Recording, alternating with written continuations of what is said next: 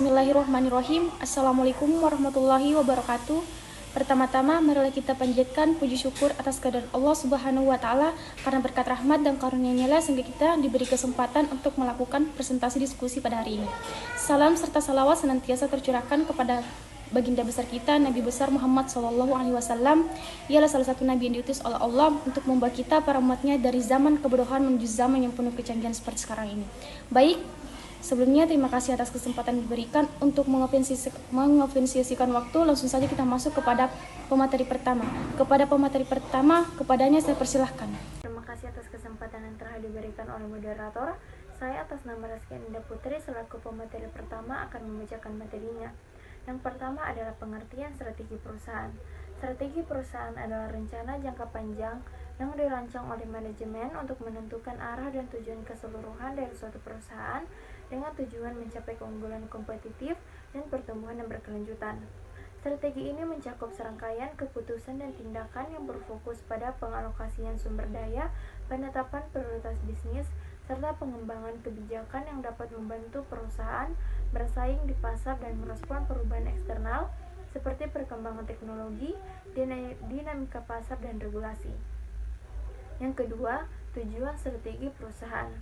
Tujuan strategi perusahaan mencakup pencapaian visi dan misi perusahaan serta memberikan arahan bagi seluruh aktivitas perusahaan.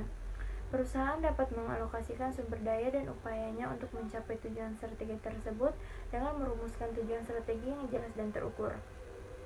Seringkali tujuan strategi mencakup hal-hal seperti pertumbuhan pendapatan, pangsa pasar, ekspansi geografis, pengembangan produk, peningkatan efisiensi operasional, atau perluasan bisnis pelanggan. Selain itu, tujuan strategi juga mencakup pencapaian nilai jangka panjang bagi pemegang saham serta komitmen terhadap tanggung jawab sosial dan lingkungan. Yang ketiga, konsep strategi. Konsep strategi terbagi atas 6.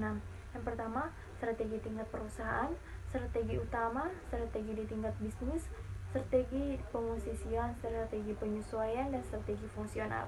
Yang keempat adalah tingkatan strategi perusahaan. Tingkatan strategi perusahaan merujuk pada hierarki perencanaan strategi dalam sebuah organisasi.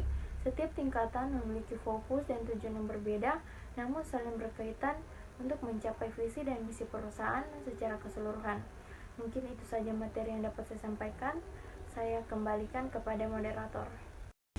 Baik, selanjutnya kita beralih kepada pemateri kedua. Baiklah, terima kasih atas kesempatan yang diberikan kepada saya. Saya akan melanjutkan materinya, yaitu secara umum terdapat 3 tingkatan strategi perusahaan. Yang pertama yaitu tingkat strategi korporasi, yang kedua yaitu tingkat strategi bisnis, dan yang ketiga yaitu tingkat strategi fungsionalis. Baiklah, materi selanjutnya yaitu strategi korporasi. Strategi korporasi adalah serangkaian rencana dan tindakan yang dirancang untuk mencapai tujuan utama perusahaan dan menjamin kelangsungan hidup dan pertumbuhannya. Ini biasanya mencakup kebijakan jangka panjang yang mencakup pengelolaan portofolio bisnis, alokasi sumber daya, dan inovasi.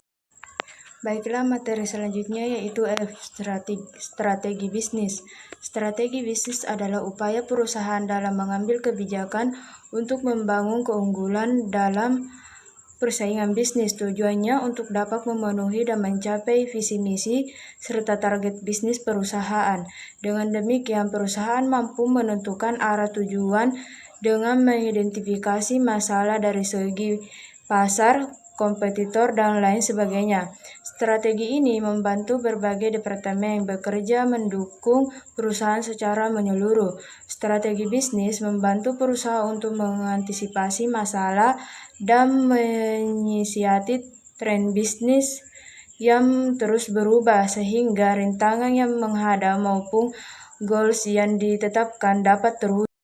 Nah, adapun fungsi dari strategi bisnis yaitu yang pertama mengarahkan fokus, yang kedua mengoptimalkan penggunaan sumber daya, yang ketiga mengelola risiko, yang keempat evaluasi kinerja, dan yang kelima meningkatkan daya saing. Baiklah, mungkin itulah materi yang bisa dapat saya bacakan. Saya kembalikan ke moderator. Baik, selanjutnya kita beralih ke pemateri ketiga. Kepadanya saya persilahkan. Oke baik, di sini saya akan menjelaskan materi tentang tipe-tipe strategi. Secara umum, strategi dapat dikategorikan menjadi yang pertama satu, berdasarkan tingkat organisasi, yaitu strategi korporat, strategi bisnis, dan strategi fungsional. Yang kedua, berdasarkan fokus. Yang pertama itu strategi intensif, yang kedua strategi integratif, yang ketiga strategi diversifikasi, dan yang terakhir strategi defensif. Yang ketiga, berdasarkan matriks SWOT. Yang pertama, strategi WO, yang kedua, strategi SO, yang ketiga, strategi ST, dan yang terakhir, strategi WT. Materi selanjutnya yaitu implementasi strategi. Secara sederhana, implementasi strategi merupakan teknik di mana perusahaan atau organisasi mengembangkan, memanfaatkan, dan mengintegrasikan struktur organisasi, budaya, sumber daya, orang, dan sistem kontrol untuk mengikuti strategi untuk mencapai tujuan perusahaan serta mendapatkan keunggulan dibanding kompetitor di pasaran. Selanjutnya, pengendalian strategi. Pengendalian strategi adalah suatu proses sistematis yang diterapkan untuk mengkomunikasikan dan menyiarkan suatu strategi setelah diimplementasikan.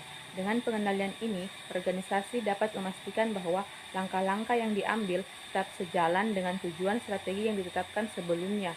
Strategi pengendalian berfungsi sebagai mekanisme umpan balik yang memungkinkan organisasi untuk melakukan penyesuaian ketika ditemukan ketidaksesuaian antara rencana dan hasil. Sekian dari saya kembalikan. Baik, selanjutnya kita beralih ke pemateri keempat. Kepadanya saya persilahkan. Melanjutkan materinya yaitu tujuan strategi pengendalian.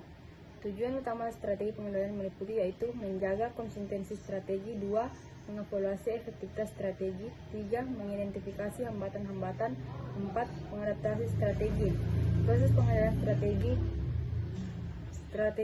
proses pengendalian terdiri dari 4 langkah utama, yaitu 1. Menetapkan standar atau kriteria evaluasi, 2. Pengukuran kinerja aktual, 3. Analisis dan evaluasi kinerja, 4. Tindakan korektif. Itulah materi dari saya.